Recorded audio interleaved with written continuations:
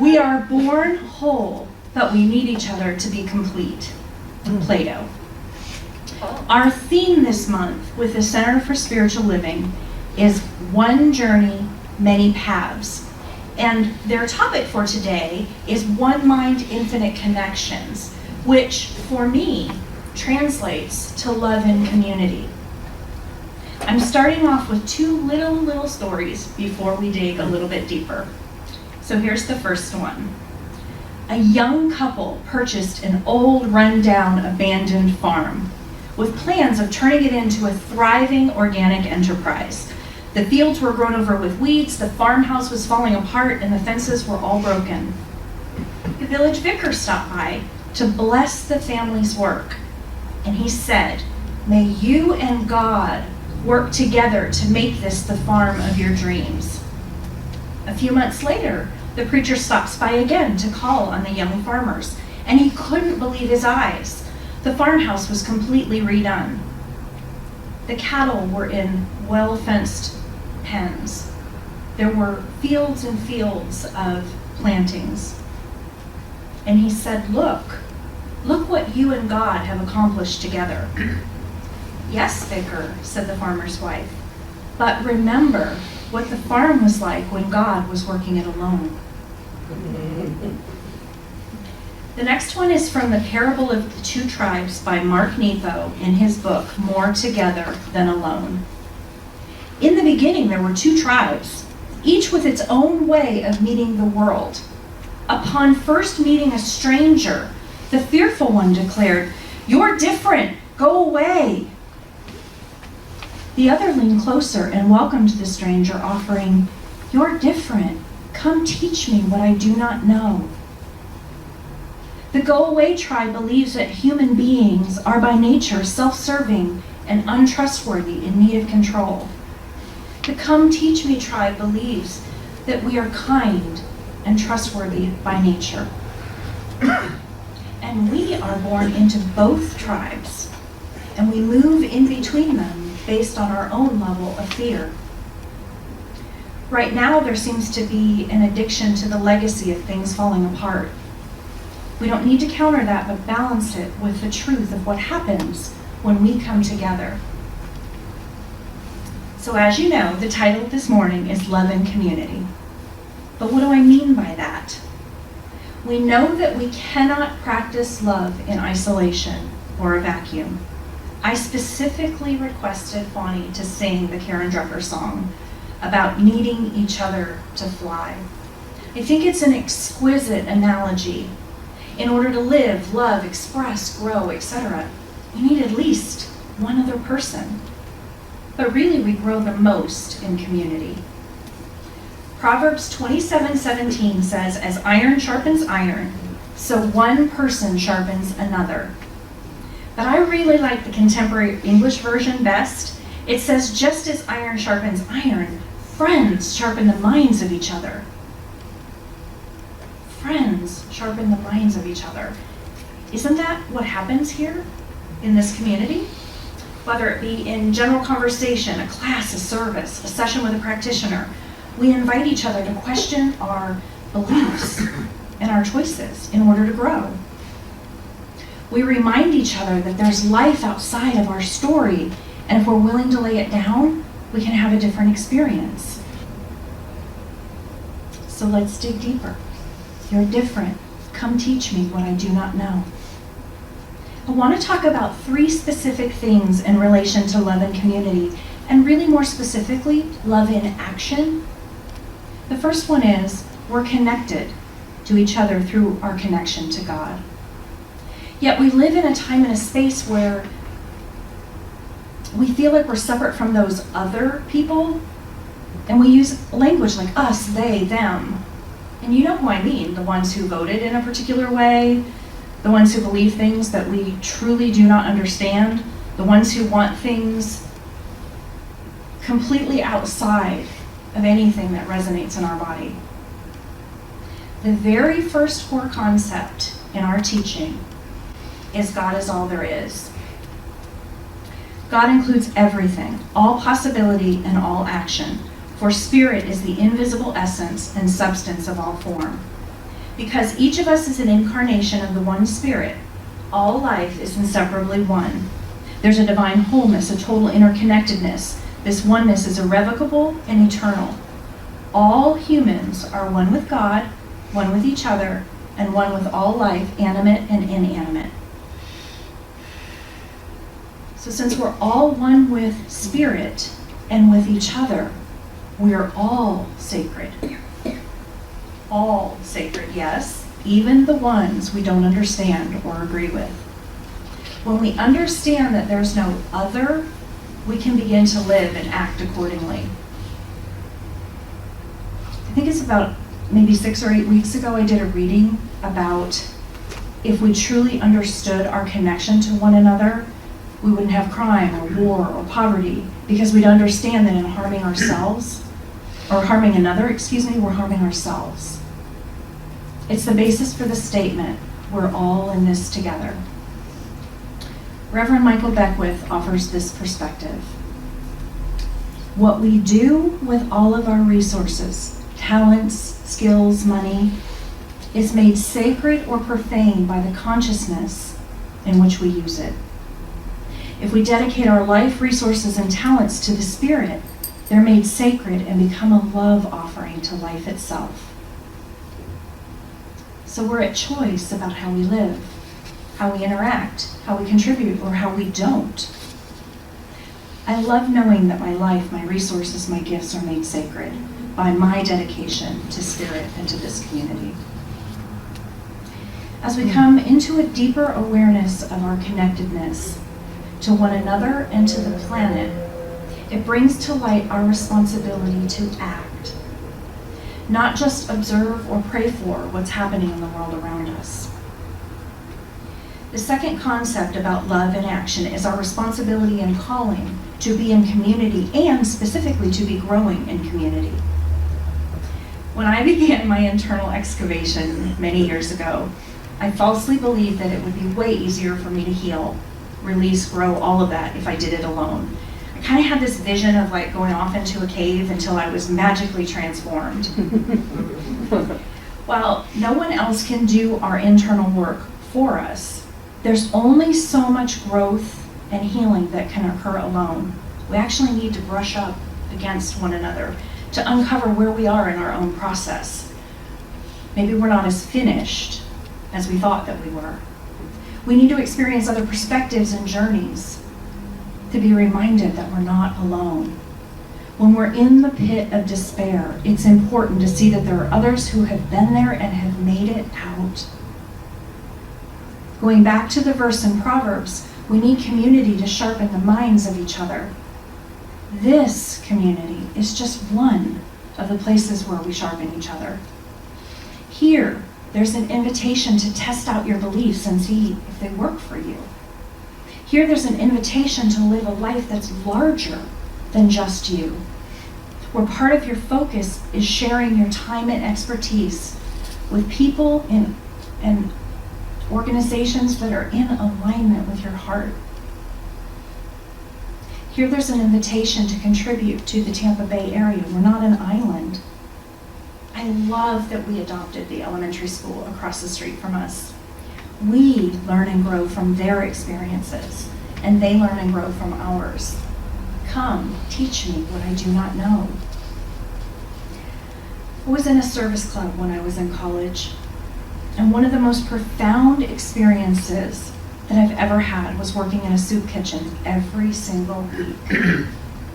What's served and left over at the beginning of the month is abundant,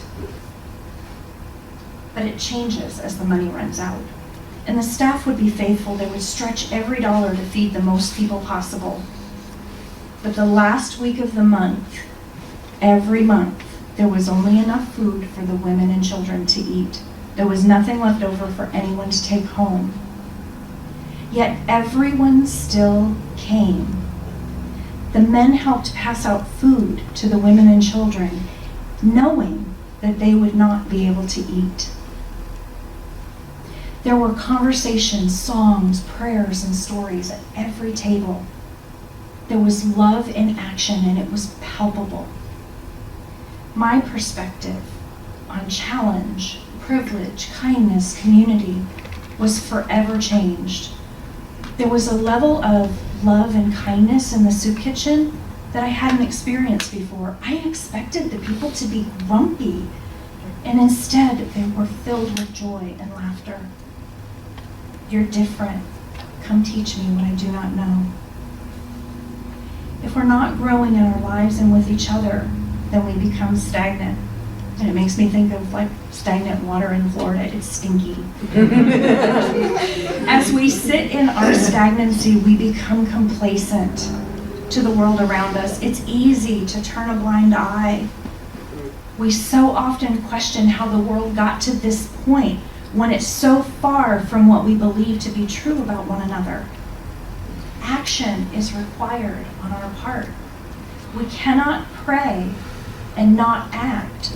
Spirit requires us to be active participants, active co-creators of our lives and our community.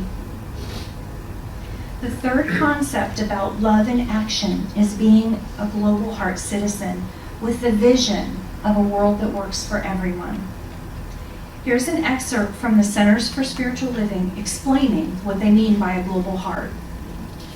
We are an awakened spiritual community dedicated to the vision of the global heart.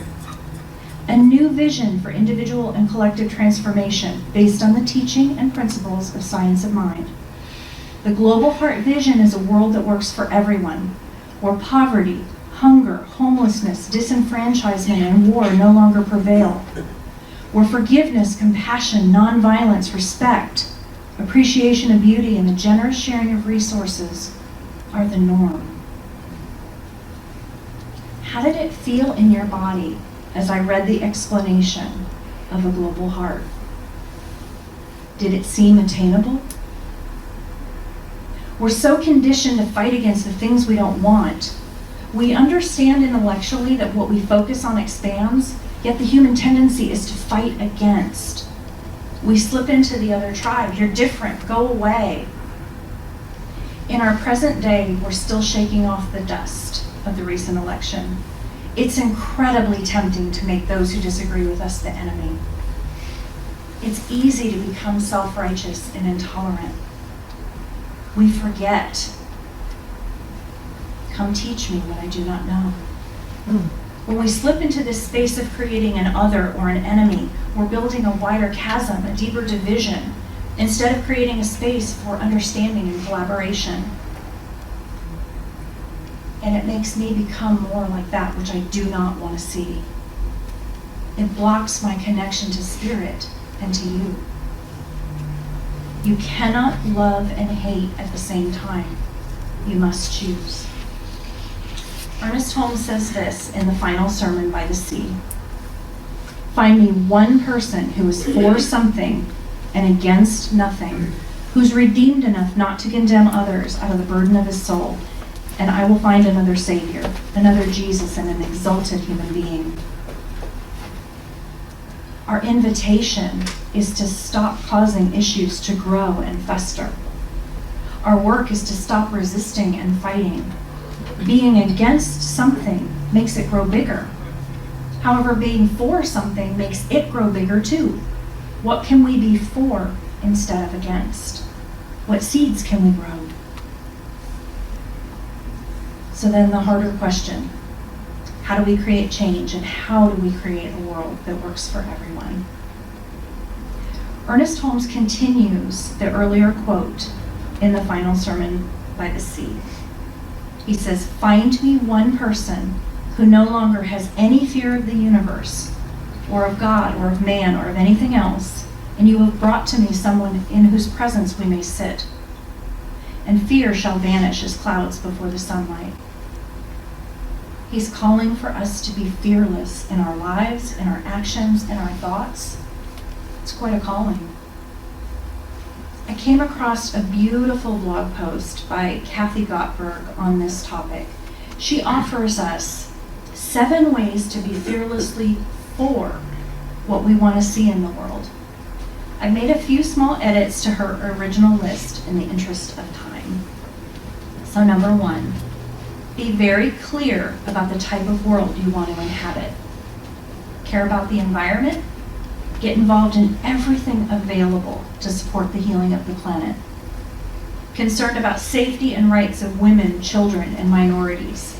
Stand up, support, and get involved in organizations that are doing the work you want to embrace. Think our political system is broken? Be the person who finds a more equitable solution and change the system. Number 2, meditate daily to remind yourself of your true, eternal spiritual nature. Train your mind to stay focused on the qualities you admire and find healing, like compassion, love, forgiveness. Avoid shaming or judging anyone who expects you to do what they do to change the world. What we give out comes back, so make sure that you stay either neutral or loving. Support organizations and vote with your dollars for groups and people who exemplify the qualities and characteristics that you want to see and experience in our world. Hang out with people who model the type of consciousness you hope to embrace. And lastly, become as self-aware as possible so that you recognize when you find yourself slipping into anger, fear, or revenge. At those times, do something to create change and gently remind yourself of your connection to the divine and to one another. This list is just the beginning. What about actively seeking opportunities to work together? Consciously honoring our differences while focusing on what we have in common. Changing the narrative of discourse away from negativity and towards compassion, respect, and our similarities. Mark Nepo said this as he was describing the stories in his book, More Together Than Alone. Each of our stories and the lives they represent is part of the sacred bundle we know as community. And each mirrors what is possible between us. If we listen under all our politics, we can hear the elders of all traditions. Can you hear them? Their voices mix in the wind before we wake. They plead and demand that we open what is sacred with us and between us and make good use of it. In family, in friendships, in town halls, synagogues, mosques, in churches, in elder circles, in diplomacy and treaties, what is there to do but place what is sacred in a bundle and pass it on? When we sit in a place of oneness, when we are fearlessly one with the divine and with each other, everything we do in love becomes sacred. Our collective desire for a world that works for everyone becomes possible. If we knew how important we are, what might we change? If we knew that every interaction we had with another was special, how would we act? If we knew that every word we said mattered, what would we say? If we knew that our love was the source of healing, who else might we love? If we knew life meant more than this, what would it mean? If we knew we all had the potential to be great, how might we help one another? If we knew how important we are, what might we change? You don't have to take on every issue that surrounds you. You will know what is yours to do. With spirit, prayer, and a heart of curiosity, you can respond to those you don't understand by declaring, "You're different. Come teach me what I do not know." Let's do our affirmation. I am fearlessly one with the divine and with all of life. Everything I do in love is sacred and healing. And so it is. So it is.